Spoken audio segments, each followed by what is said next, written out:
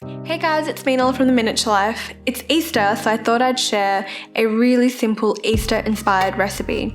Today we're making carrot-shaped Hornets with a delicious garlicky potato filling. For this recipe, we're going to need 3 sheets of puff pastry, 3 potatoes, about 3 to 4 cloves of garlic, some chopped scallions, I've got about 2 tablespoons worth, some dill, and some black and white sesame seeds. We're going to get started by boiling our potatoes.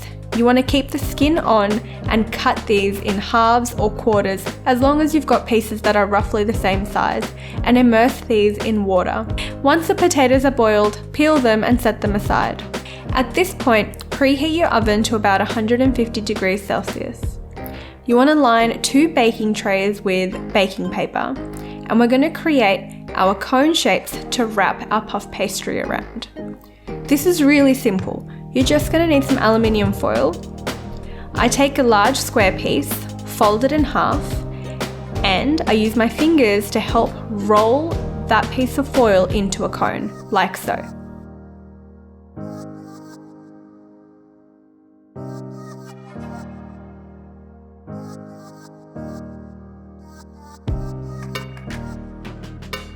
Once the cone shape is made, you want to spray this down with an olive oil spray so that your puff pastry doesn't stick. This is really important.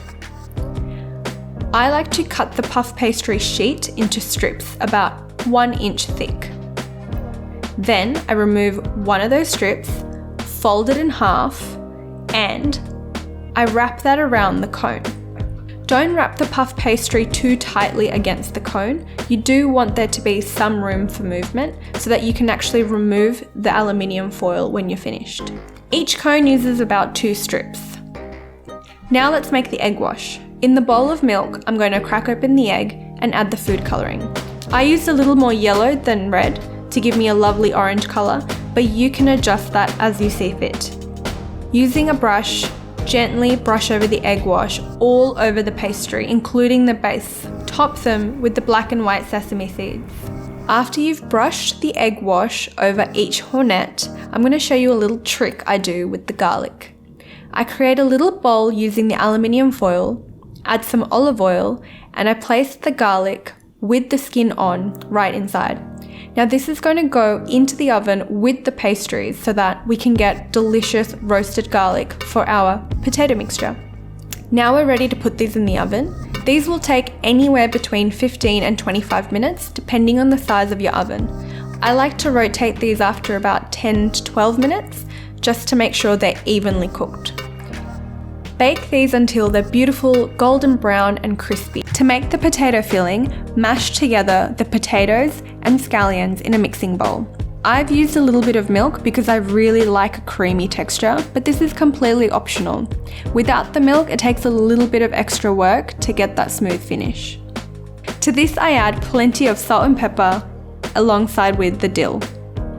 Make sure you try your potato mixture at this point. Potatoes do require a fair bit of salt, so it's very easy to underseason at this point. After about 20 minutes in the oven, you can remove the garlic. Set this aside to cool down, and once cool, remove the skin. This should come off really easily. Mash up the garlic and add to your potato mixture. This is what the Hornets should look like when they come out of the oven. You can see that they've got a beautiful golden brown, almost orange colour and look really, really crispy. Now I'm going to show you how to remove the foil from the Hornets. It's so simple. Once they're cool to touch, pick one up and wiggle the foil just with the other hand.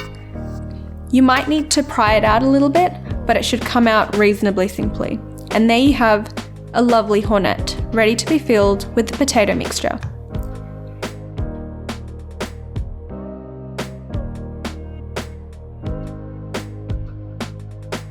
Now comes the fun part. To make these look like real carrots, you can use either coriander with its stalk or dill with the stalk to fill the ends of these carrots. This is just a novelty, it just helps make these Hornets look like real carrots. And that's it. Serve these up fresh because that puff pastry tastes best when it's straight out of the oven and crispy. Hope you guys enjoyed this Easter-inspired recipe. Thank you so much for watching. If you've enjoyed today's video and would like to see more, please like, comment, and subscribe to the channel.